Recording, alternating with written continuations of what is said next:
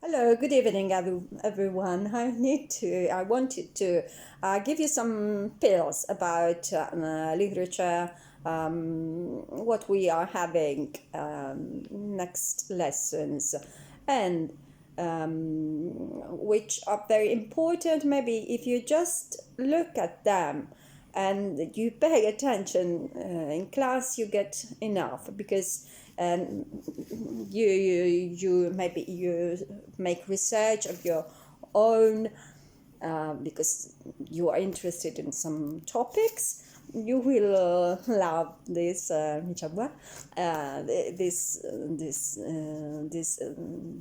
this authors. The one we are speaking today is James Joyce, and I will have to separate to make different registrations because I have not enough memory, and it's not enough to have one at a time, and then it becomes boring as well. Fine. Joyce is very important. Maybe is one of the most important author of his time. And he lived across the centuries. Was born in 1882, and he died before the ending of World War the Second. But he lived across Europe too. He was a citizen of the world, we might say, because he was a Dubliner. He was an Irishman, Catholic, and as Catholic, his family lost everything, so he had to gain his life. Sorry, and he started to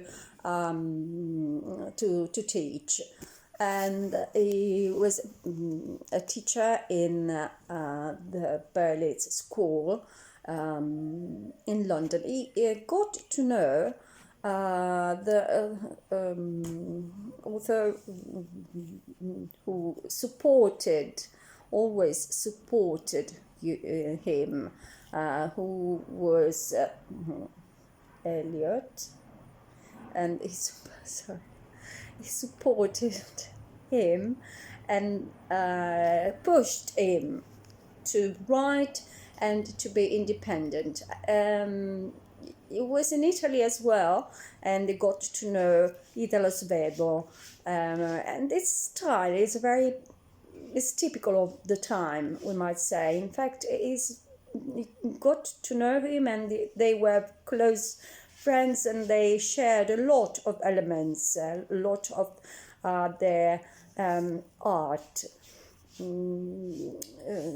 in what is the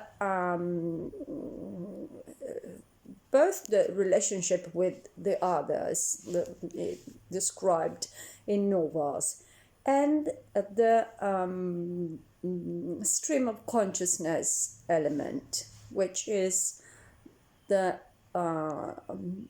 narrative voice just flowing out and telling and speaking, sometimes in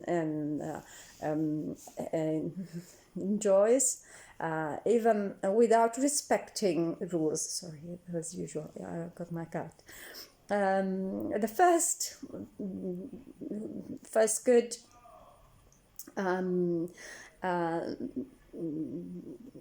work we have about him, and really important and interesting, is Dubliners. In Dubliners, we have the narration, the life of the city, of the people of Dublin, and it's divided in different parts corresponding to the parts of life. What we always have, what is constant, is the static element, which we find then in the ending. So it means that life seems to be static, not to go on, not to give any chance to pass, to be lived, because in a moment of flesh, what is the epiphany by lived by the characters, they understand what they need to do, and they never take the right decision. They never take a decision. They stay.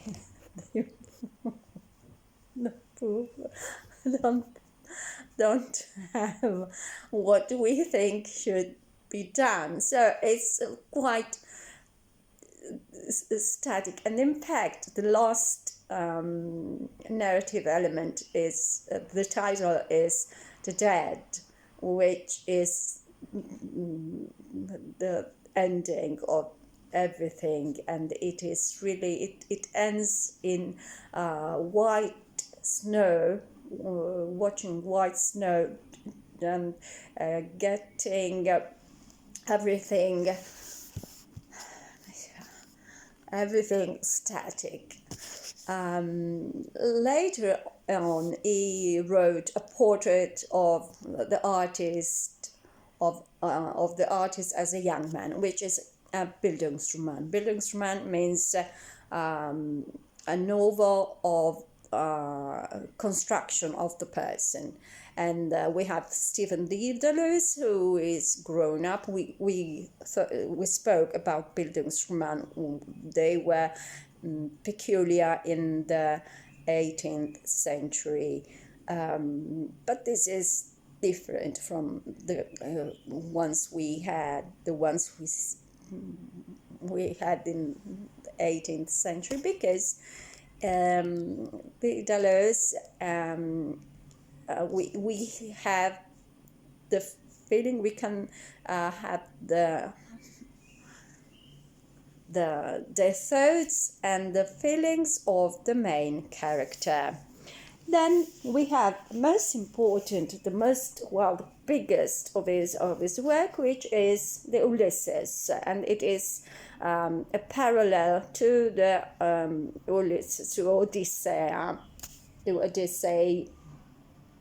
Ulysses is lived, and it is divided into the same number of chapters as the Odyssey by Homer, but it is the environment it is dealt in is just Dublin, and everything happens in one day. What is peculiar here is the development he has of the interior monologue, and what is the changing and the continuous interchanging of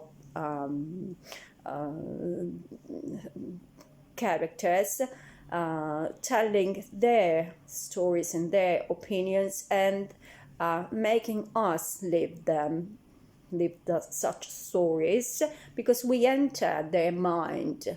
They speak, they have, but we have no punctuation. We have a flowing up of, just as a river, a flowing of words and of feelings all together.